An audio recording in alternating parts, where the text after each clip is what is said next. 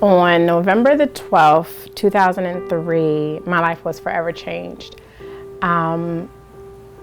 I found out that I was 9 months pregnant. I was 36 weeks pregnant with my first child, Ivyanna, and I was in the kitchen cooking, getting some things together, and I realized that I had not felt my daughter move. So I sat down and just tried to figure out, how long had it been? When was the last time I felt her move? And honestly, I wasn't sure. I had been so busy that day. So I waited a little bit longer to see if she would move, and she didn't. So I called my husband at the time and said, hey, I haven't felt the baby move. I'm not sure what we should do. So he said, well, I'm going to leave work. I'll come home. She used to like McDonald's French fries. So he was like, well, I'll stop and get some fries, and then I'll come home and we'll try that. We'll call the doctor in the interim. So I called my doctor's office and told them that I had not felt my baby move. They told me to drink a cold glass of water and then call them back in 30 minutes. I drank the water, he came home, I ate the French fries, we were shaking my stomach and kind of talking to her, and still she hadn't moved.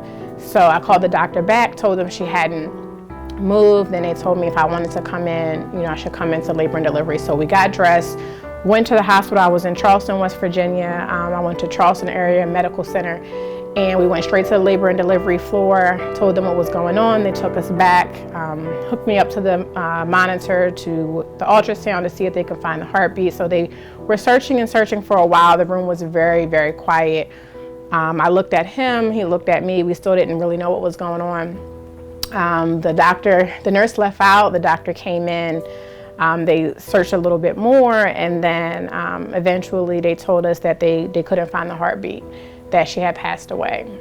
And so I was really shocked, I kind of numb, and at that point I really didn't understand how was I still going to deliver the baby. So I asked a lot of questions, well, do you give me a C-section? How do I deliver the baby? What happens? And so they did explain to me that they would induce my labor, but that I would still have to go through contractions and physically give birth to my daughter, even though she was not going to be moving. So they started the induction.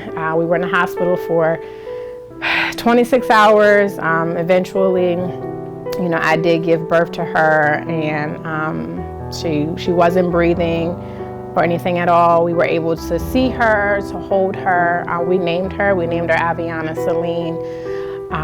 And then they took pictures of her and everything, but we left the hospital without a baby. And so it was really difficult. Those first few weeks and even months, when people saw me, they asked, oh, you had the baby, what did you have? And I would immediately break down because I really didn't know how to answer their question until the neighbor, she yelled out the window, oh, where's the baby? And I went in the house and I broke down crying, and she came over and she asked me about the baby, and I told her what happened. And she started crying, and she explained to me that her son was stillborn. And so that's when I really started having a conversation and kind of understanding a little bit more about how this happens, how often it happens.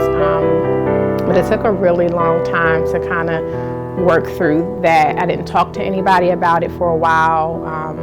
I was really depressed and down, and even now, it's been almost 16 years. I still obviously think about my daughter. I think about what she would look like, what she would be doing, where would she be in school, what would her favorite subject be, her favorite color, all of those things. But it's definitely a journey, and I carry her with me every day.